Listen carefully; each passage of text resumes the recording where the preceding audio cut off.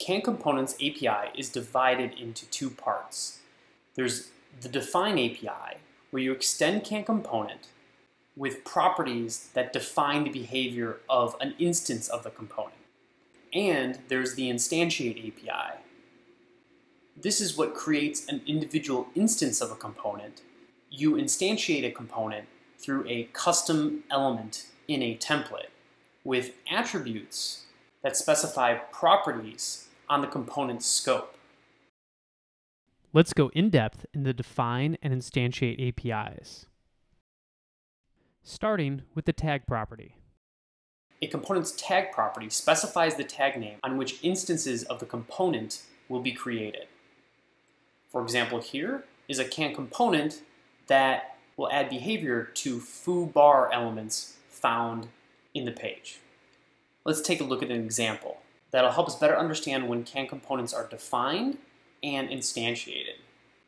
So here I have loaded CanJS and I'm defining a component with a tag that's foo_bar, then loading a app template and processing it and rendering it. All happens within this one statement: loading, processing, and rendering.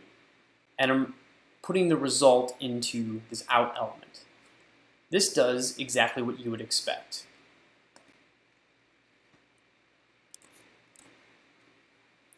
It shows the component's template inside a foo_bar tag. Now let's see what happens when I load and process a template that uses a component prior to defining the component. But all of this happens prior to rendering the template.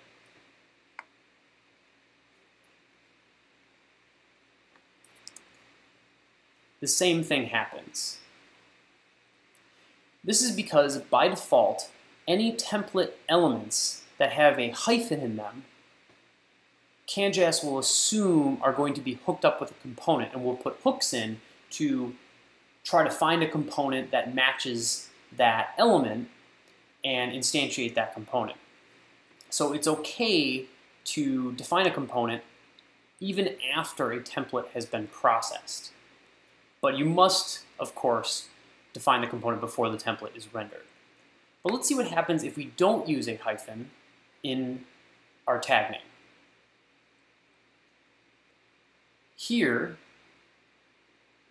I've extended can.Component, but I have a non-hyphen tag name of foo that I'm also using up in the template that is processed after the component is defined. This still works. We still have foo_barred in the foo element. However, if I define this component after the template is processed, similar to what was happening in the previous example, it no longer works. The reason is because elements without hyphens, if CanJS on compile time of the template does not see that a component has been defined for non-hyphened elements, it will not set its hooks up to find that custom element and render it. This is for performance reasons, because we don't want to be checking every div, span, etc. for a component when the template is actually rendered. In general, you should always use hyphens in your component names. This is strongly encouraged by the web component specification, and it's just a good practice to differentiate between HTML elements and custom elements. A component's template property specifies a template whose contents are rendered directly within a component's element. In this example, this can-stash template will be rendered directly within every myModal element. A template can be specified either as a string or a renderer function. A string is automatically converted into a can.Mustache template, and a renderer function can be returned by either can.Stash, can.Mustache, or can.View.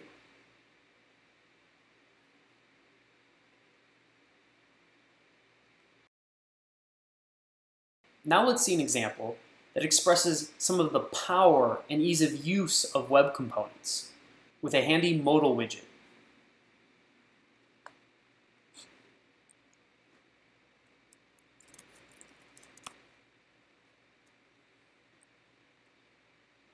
So I have a form that I want to be able to edit and then see a modal widget pop up and ask me if I want to save the contents of the input or not. If I do no, it restores the previous value, and if I do yes, it'll save that value.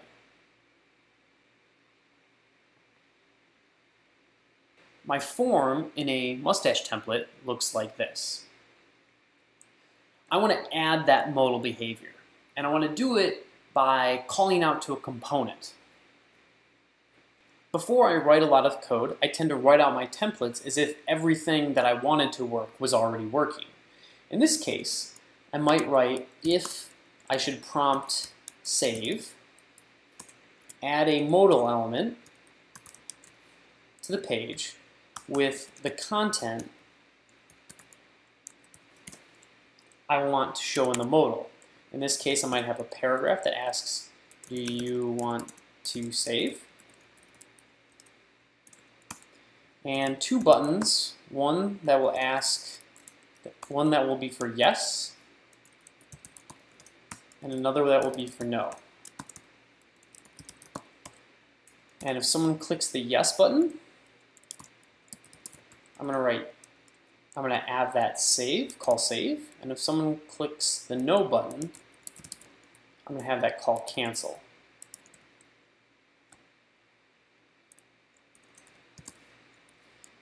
And I'll want to provide my modal a title.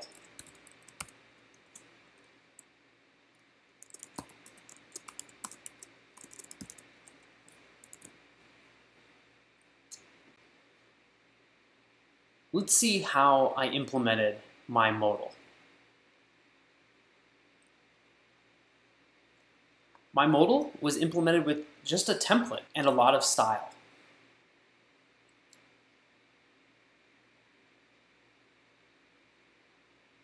The modal component simply takes the user-provided content and repositions it within the component's template. The rest is done with CSS. So when prompt save is true, my modal will show up and be styled appropriately, and just put the content here where this content tag is. Let's see that.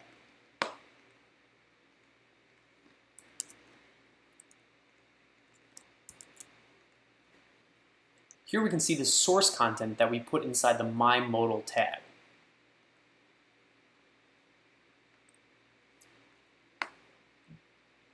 The rest of this application is pretty simple.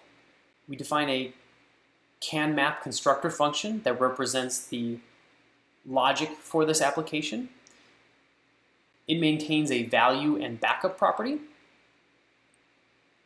When an instance of state is created, it stores the backup to whatever value was and has a prompt save that returns if you are currently saving. You're saving when backup is not equal to the value. A save method that just sets a saving property to true temporarily and sets backup to the new value when done. And a cancel that sets value to the backup and makes sure that you're no longer saving.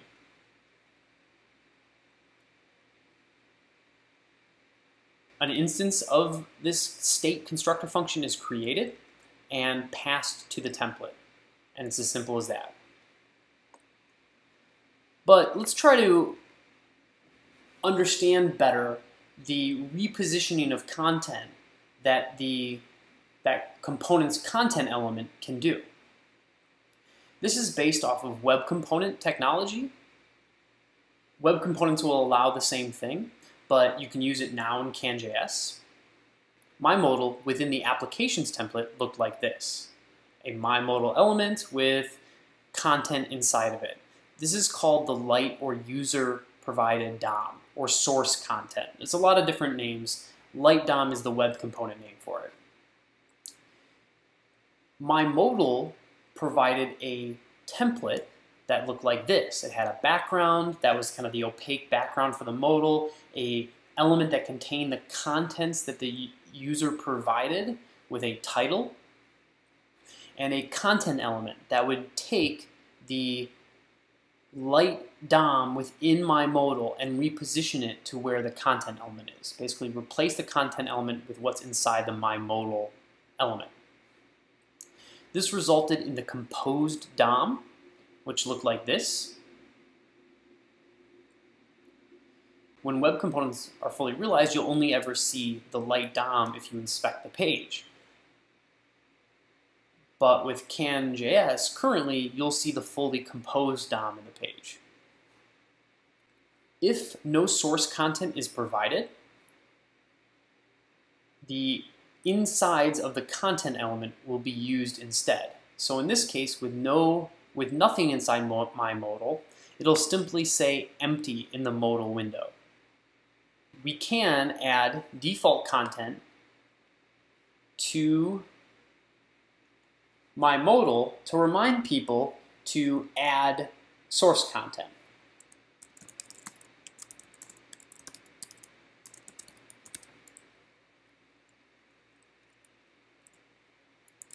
So if someone forgot to provide source content, we would remind them.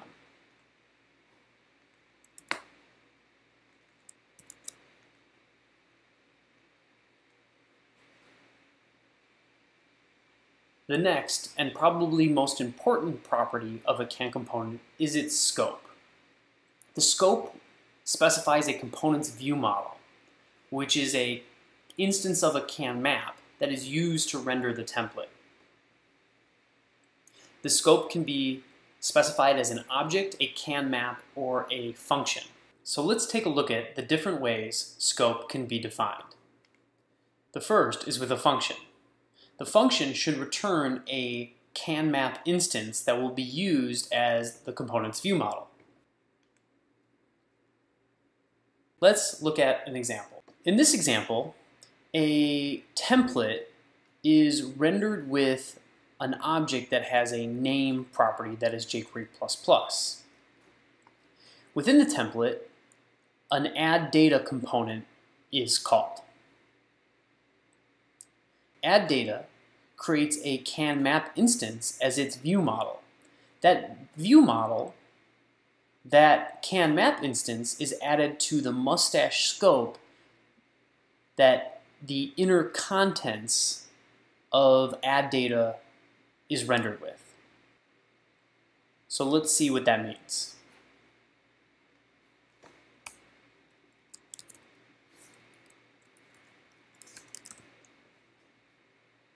Here the outer name is jQuery++, but the inner name is CanJS. If the can map instance did not have a name property, mustache would go from looking on that map instance for the name property to the parent object in mustache's scope, which is this object here. That's why if I remove that name property and update this and save this and save and refresh, it says jQuery++ in both places. It's important to understand the difference between the difference and relationship between can.Component scope and mustache's scope. can.Component scope defines a can map instance that is added to the mustache scope used to render the contents of the component. The next way, and typically the best way, of defining a component's view model and scope property is by setting scope to a can.Map constructor function. For this example, we'll define a counter view model that has a count property that defaults to 0 and an add method that adds 1 to count.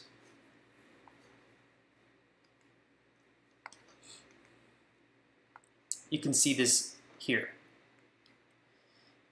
The application template has the counter element and an h2 that when clicked calls the add method and also prints out the count. So let's see this in action.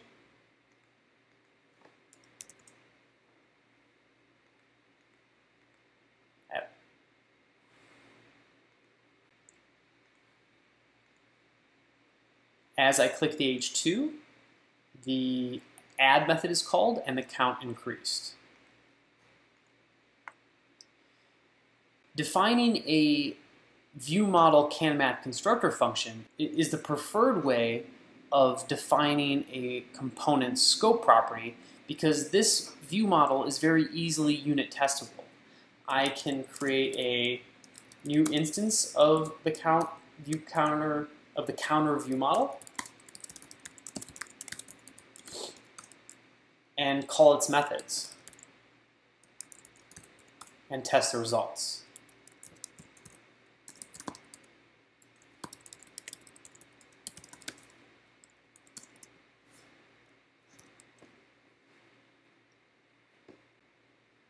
But for simple components, when that level of separation isn't needed, you can specify the prototype of an anonymous can.Map constructor function by passing scope, a plain JavaScript object.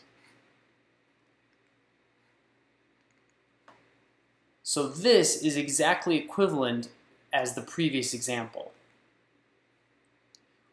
We've just moved this object here directly onto the scope.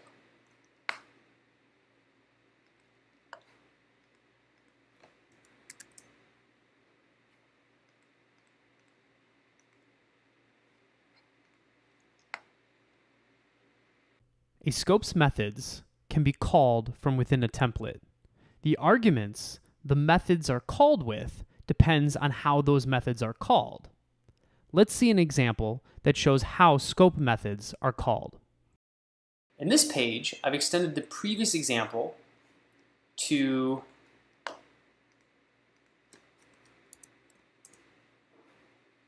have a selection of numbers that we can add to our total. So if I click 2, the total is 2. If I add 3, the total is 5.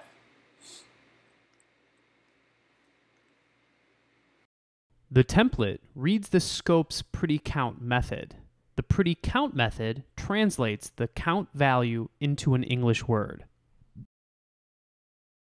And when we click the add button, that is going to add the number to the count. So let's see what those functions are called with.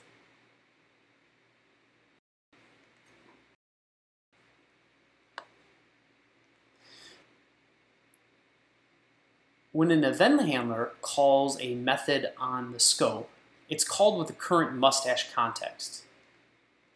So in this case, this section is rendered with the context of the individual number. That's why when I clicked 1, the context is 1. Then it's called with the element that the event happened on and the event that created and the original event and the event that was triggered. When a scope method is read, instead of being invoked because of an event handler, it is passed the current context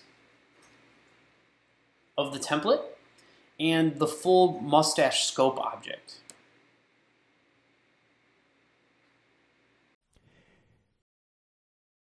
A component instance is created when the component's tag is found within a template. The element's attributes are used to specify properties on the component's scope. Attribute names of ID and class are ignored, so it's best to avoid those property names within your scope view models. How curly braces are used within a template specifies the value that is set on the component's scope. Let's take a look at examples that show the difference between different curly braces or no curly braces. In stash, an attribute without curly braces sets the attribute value on the component's scope. For example, if subject hello world is specified, world is set as the scope's subject property.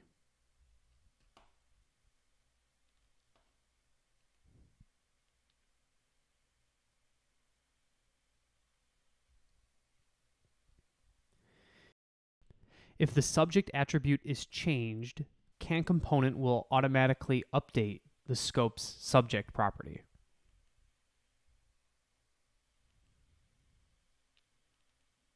In this example, the template is rendered with an observable can map.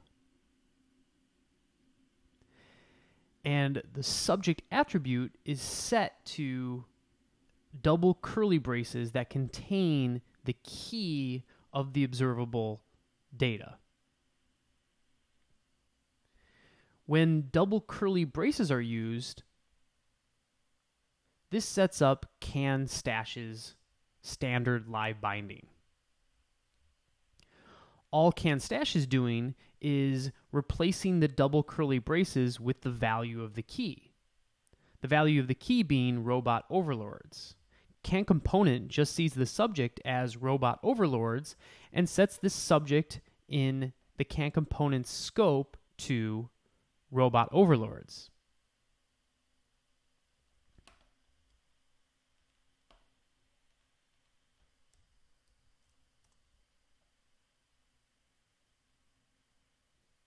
If the key value changes, live binding will update the attribute. But by updating the attribute, can.Component will update the scope subject property.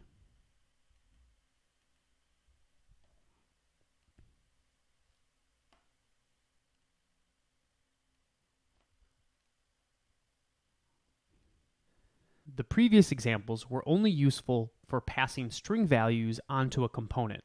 However, a single curly brace can be used to pass objects and other data. In this example, an owner object is set as the person property on the hello world component's scope.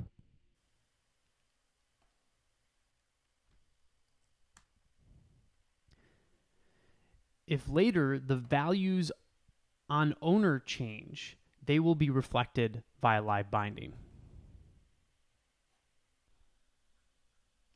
So in summary, an attribute without curly braces cross-binds a scope property to the value of the attribute.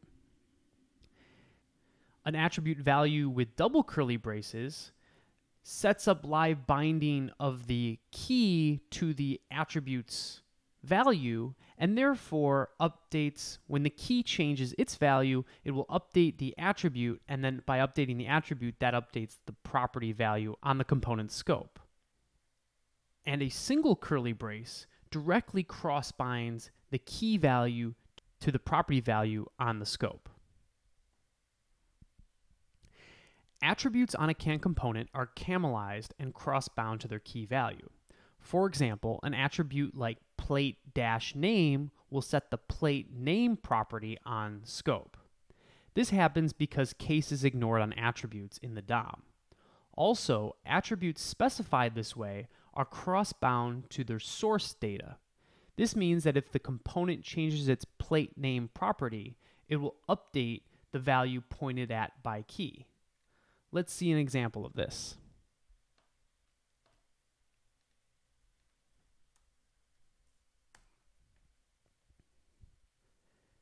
This demo lets you pick a driver and edit their license plate.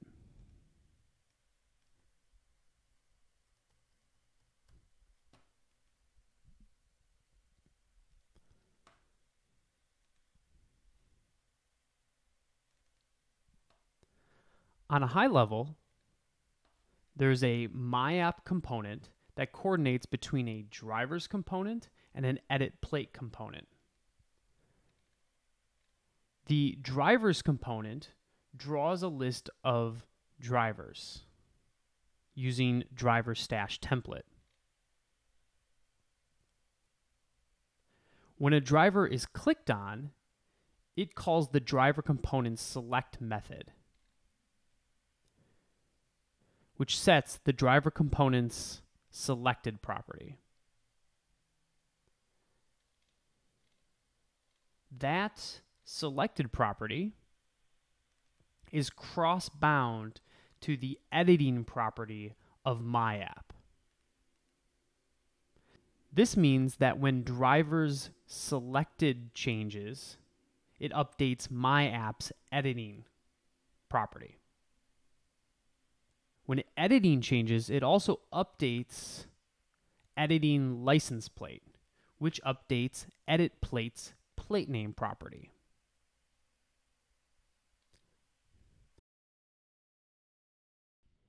Plate name is live bound to the input's value. When the value changes, it calls update, which updates plate name. But since plate name is cross-bound to editing license plate, by changing plate name, it will update the driver's license plate.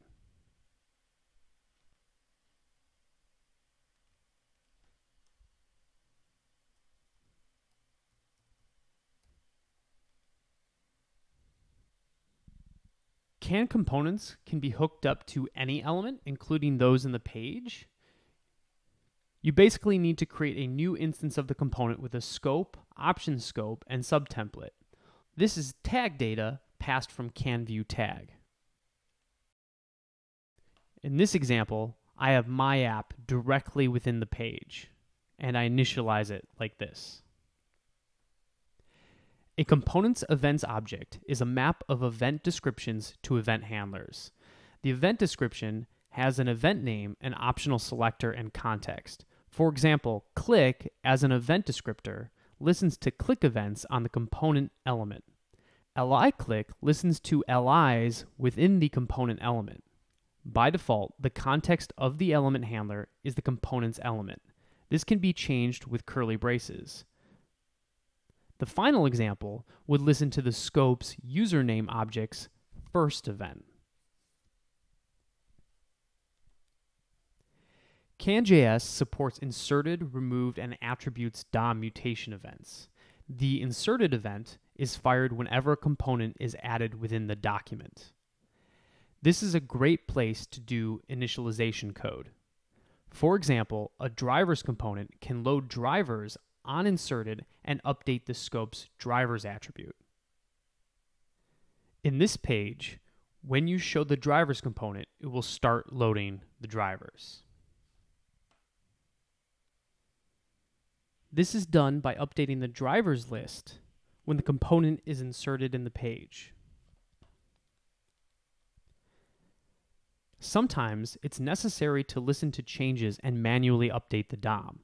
You can listen to events on the scope or on observables in the scope with curly braces.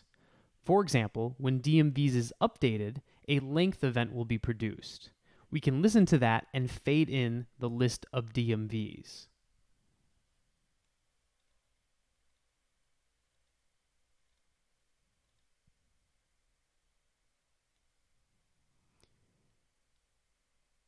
Here the opacity is set to 50% as the items are being loaded. And then once those items are loaded, we slowly animate the opacity back to 100%.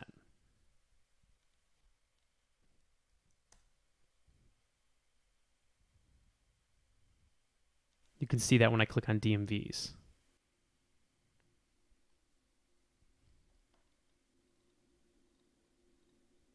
A component's helper object contains mustache helpers that are local within the component.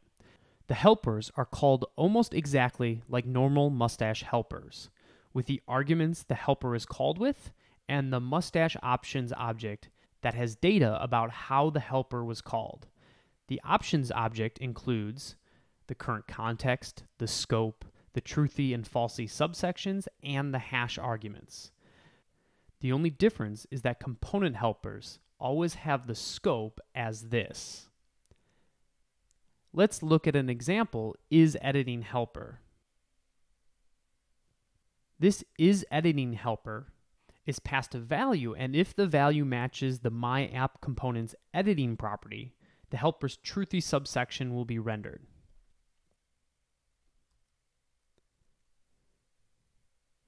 This is used to show which driver is being edited.